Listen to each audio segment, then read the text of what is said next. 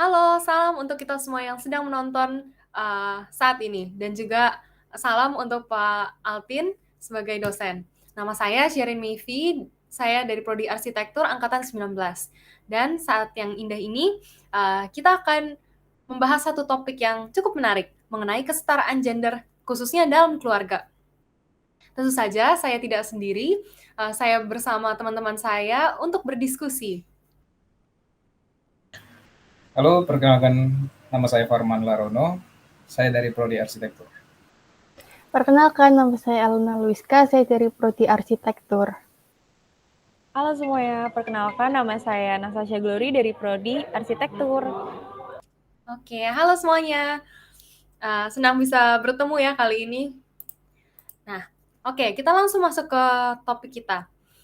Kalau kita berbicara tentang kesetaraan gender, ada banyak banget yang kita bisa bicarakan ya, dan saya yakin waktunya nggak akan cukup. Oleh karena itu, kita menaruh batasan-batasan kepada topik pembahasan kita kali ini. Dan dari diskusi ini, kita berusaha menjawab beberapa pertanyaan-pertanyaan. Yang pertama, bagaimana persepsi kesetaraan gender khususnya di dalam rumah tangga Indonesia? Yang kedua, bagaimana persepsi ketidaksetaraan gender dari rumah tangga mempengaruhi keadaan kesetaraan gender di Indonesia? Yang ketiga, bagaimana persepsi ketidaksetaraan gender ini merugikan masyarakat? Dan yang keempat, apakah solusi praktikal untuk mengusahakan persepsi kesetaraan gender dalam keluarga yang sehat? Nah, langsung kita mulai saja. Dari awal mungkin kita harus menyamakan dulu ya persepsi dan pikiran kita. Apa sih kesetaraan gender, khususnya dalam keluarga? Oke, untuk kesetaraan gender ya. Eh, Menurut saya untuk kesetaraan gender itu dia adalah suatu konsep yang menyatakan bahwa laki-laki dan perempuan itu memiliki kebebasan untuk mengembangkan kemampuan personal dan membuat pilihan-pilihan mereka tanpa adanya batasan. Baik, terima kasih. Kesetaraan gender. Berarti kata kuncinya setara ya, keadilan. Kalau bahasa Inggrisnya gender equality, sesuatu yang equal. Kalau begitu, Farman, apa maksudnya persepsi masyarakat terhadap kesetaraan gender? Oke, persepsi masyarakat ya. Khususnya ini persepsi masyarakat mengenai kesetaraan gender yang terjadi dalam keluarga. Secara implementatif, jadi secara tindakan ini sudah banyak dilakukan oleh masyarakat kesetaraan gender ini. Akan tetapi masyarakat belum memahami arti makna kesetaraan gender secara istilah. Contohnya untuk kesetaraan gender dalam masyarakat itu, di mana ada kebebasan laki-laki dan perempuan mendapatkan pendidikan sebebas-bebasnya atau setinggi-tingginya. Kemudian tidak ada perlakuan perbedaan dalam dunia pekerjaan. Kemudian ada memiliki hak yang sama. Kalau di sini saya sedikit menjelaskan untuk di contoh dari pendidikan di mana dalam keluarga yang memiliki wawasan gender dapat dianggap sebagai salah satu pendidikan yang efektif dan strategis untuk menanamkan dasar-dasar nilai kehidupan, khususnya nilai keadilan dan kesetaraan gender. Sehingga pendidikan keluarga berwawasan gender ini dalam keluarga ini sangatlah penting untuk diimbangi dengan penanaman nilai agama dan sifat kodrat perempuan agar kesetaraan gender yang dapat dipahami dalam keluarga itu tidak berlebihan. Oke, thank you Farman. Jadi Farman mengatakan bahwa sebenarnya persepsi kesetaraan gender di Indonesia saat ini sudah dilakukan ya, diimplementasikan. Namun untuk termnya sendiri atau istilahnya sendiri belum banyak dikenal. Kemudian Ya. Farman juga sudah menyinggung sedikit-sedikit bagaimana persepsinya di pendidikan, pekerjaan seperti itu. Terima kasih ya Farman. Kemudian kita sudah mengerti variabel yang kita akan bahas, kesetaraan gender dan persepsinya. Kalau begitu, kenapa sih sampai kita mengangkat topik ini untuk kita bahas? Maaf, Elena belum di-unmute. Oh ya, maaf. Jadi kita mengangkat topik ini karena ketidakadilan gender di Indonesia ini masih sangat mendominasi. Ketidakadilan gender yang disebut juga sebagai bentuk diskriminasi ini masih sering memojokkan kaum perempuan. Namun, dari manakah diskriminasi ini muncul? Jadi diskriminasi ini lahir dari budaya patriarki yang merupakan suatu kepercayaan yang menyatakan bahwa kodrat laki-laki itu lebih tinggi dan lebih mendominasi dibandingkan kaum perempuan, sehingga muncul pandangan bahwa perempuan merupakan kaum yang lemah dan tidak berdaya. Padahal jika kita lihat saat ini, banyak perempuan yang menjadi wanita yang sukses dalam bidangnya sendiri. Nah, di Indonesia sendiri, ketidakadilan gender ini dirasakan oleh kaum perempuan, baik dalam lingkungan keluarga, pekerjaan, maupun masyarakat. Namun, di sini kami akan membahas ketidakadilan gender yang terjadi dalam lingkup keluarga saja. Oke, terima kasih Elena. Nah, kita mendapatkan bahwa ternyata ketidaksetaraan gender ini datangnya dari budaya patriarki. Dan budaya patriarki sudah dijelaskan ya oleh Elena, dan inilah alasannya mengapa kita sampai harus mengangkat topik ini, karena masih banyaknya budaya patriarki yang menimbulkan ketidaksetaraan gender di Indonesia. Bukan begitu, Elena? Iya. Iya, karena seperti yang telah disebutkan tadi, kalau kita berfokus dalam lingkup keluarga, kita pasti tahu dong kalau bagi seseorang keluarga itu bagaikan sebuah rumah yang dapat memberikan kenyamanan. Namun adanya persepsi masyarakat ini menggiring keluarga menjadi sesuatu hal yang tidak senyaman itu. Banyak orang yang beranggapan bahwa di dalam rumah tangga itu perempuan harus berperan sebagai istri dan ibu yang dapat mengerjakan seluruh pekerjaan rumah. Sebaliknya seorang suami harus berperan sebagai suami dan seorang laki-laki harus berperan sebagai suami dan ayah yang mencari nafkah. Nah, kebanyakan karena seorang suami telah mencari nafkah, mereka tidak peduli dan tidak mau ikut campur dalam urusan rumah tangga. Padahal jika kita lihat sekarang ini, banyak istri yang ikut bekerja untuk mencari nafkah. Namun meskipun begitu, tanggung jawab rumah tangga tetap menjadi tanggung jawab istri karena adanya persepsi yang tadi, sehingga suami tidak mau ikut membantu. Padahal sebenarnya ketidakadilan gender ini dapat merugikan kedua belah pihak, baik itu laki-laki maupun perempuan karena tidak adanya keserasian dan keharmonisan dan dapat menimbulkan konflik. Oke, terima kasih Elena. Lebih didetailkan lagi ke dalam topik kita mengenai ketidaksetaraan gender yang ada di dalam rumah tangga atau di lingkungan keluarga. Dan terima kasih sudah dijelaskan juga bagaimana kita mengerti kebanyakan persepsi ketidaksetaraan gender di Indonesia dalam keluarga mengenai suami yang memiliki kedudukan lebih tinggi, kemudian istri, ya sudah dijelaskan. Terima kasih. Dan sepertinya dari ketidaksetaraan gender ini sangat merugikan bagi wanita ya. Tapi kata siapa ketidaksetaraan gender ini hanya merugikan wanita? Jadi ketidaksetaraan gender itu bisa dialami baik pria maupun wanita, namun berdampak buruk bagi seluruh masyarakat loh.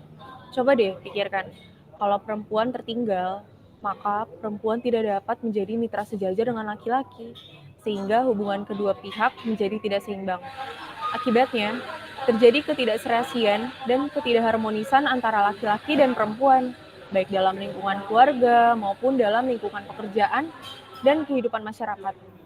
Terlebih lagi, adanya tuntutan, kesadaran, dan kebutuhan perempuan dalam pengembangan diri memunculkan konflik karena perempuan juga membutuhkan kesempatan yang sama untuk meningkatkan kualitas dirinya.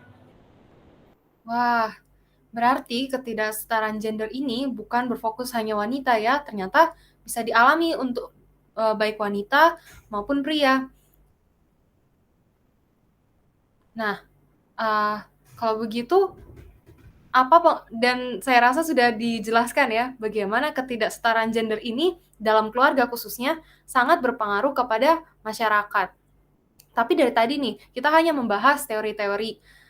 Sebenarnya ada nggak sih buktinya apa yang kita ucapkan ini, dan apakah ada kasus-kasusnya? Kasusnya ada banyak sekali. Tapi di sini kita akan membahas 2 kasus saja. Kasus yang pertama terjadi pada awal tahun 2018, yaitu seorang bapak dengan inisial K tega menginjak perut istrinya yang berinisial L yang sedang hamil tua 8 bulan karena curiga bahwa anak yang sedang dikandung istrinya bukanlah anaknya. Apapun konflik yang menjadi alasan dalam hubungan suami istri, bukanlah membenarkan tindakan kekerasan. Fakta bahwa suaminya sendiri tega melakukan hal tersebut berarti ada faktor persepsi sang suami yang merasa memiliki otoritas di atas istrinya, menghiraukan hak-hak dan kebutuhan sang suami sebagai seorang manusia.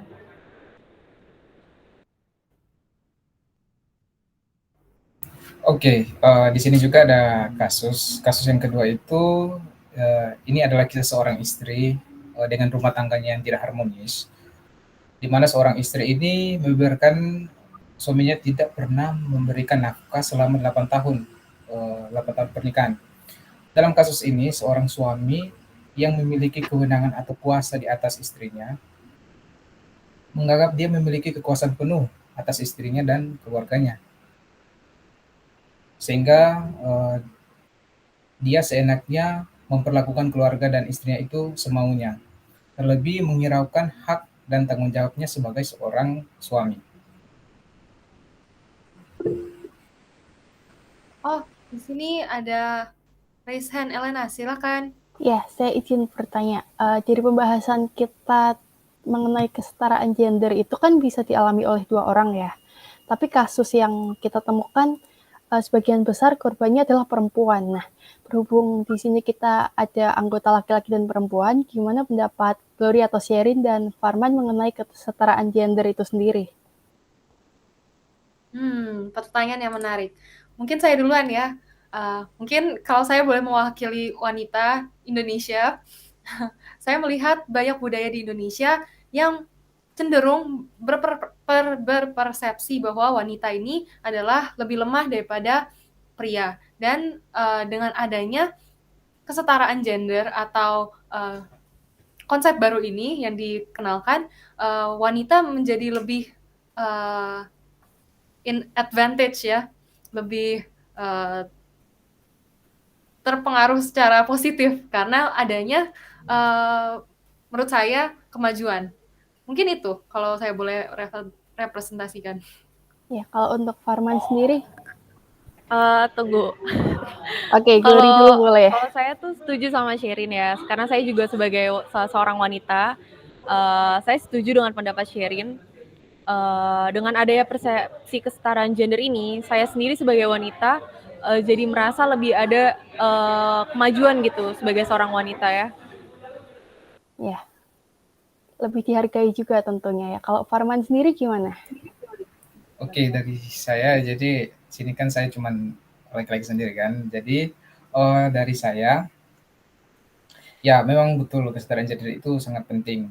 Apalagi dilihat dari kasus-kasus sebelumnya kan, banyak kasus-kasus yang menindas perempuan. Jadi kesetaraan gender sini kan memang memiliki arti itu perlakuan yang sama, adil. Jadi ini sangat penting. Ini penting juga dalam dunia pekerjaan maupun sangat penting juga ke dalam keluarga. Jadi menurut saya kesetaraan gender ini sangatlah penting. Jadi nanti Farman ke depannya akan menerapkan kesetaraan gender dalam lingkungannya ya? Iya. Oke, terima kasih jawabannya. Oke, terima kasih untuk pertanyaan yang sangat menarik ya. Ini jadi membuat saya ingin menekankan bahwa kesetaraan gender ini bukan artinya sebuah gerakan yang anti laki-laki atau pro wanita ya, tapi namanya kesetaraan, yaitu keadilan bagi kedua belah pihak daripada gender. Baiklah. Terima kasih untuk pembahasan dan diskusi yang sangat menarik ya. Saya harap dari diskusi ini boleh menjadi bermanfaat dan informatif bagi yang menonton. Kalau saya boleh menyimpulkan, ada beberapa poin-poin penting yang kita sudah dapatkan dari diskusi ini. Yang pertama, oleh karena budaya patriarki di Indonesia yang masih cukup kental mengenai pandangan terhadap peranan seorang pria dan wanita dalam sebuah keluarga, ketidaksetaraan gender masih banyak terjadi. Yang kedua, ketidaksetaraan gender yang dipraktikkan dalam lingkungan rumah tangga itu berpengaruh terhadap persepsi masyarakat secara kolektif melihat isu ketidaksetaraan gender ini.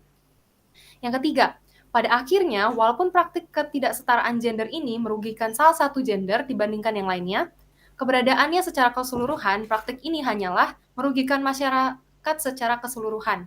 Dan yang keempat, solusi praktikal yang dapat diterapkan dalam rumah tangga untuk mendukung kesetaraan gender adalah dengan melalui bidang pendidikan, pembagian tugas dalam keluarga, dan juga memberikan kebebasan memilih dan berpendapat. Mungkin Farman boleh memberikan sedikit penjelasan lagi tentang solusi-solusi yang kita bisa berikan secara praktikal dalam keluarga.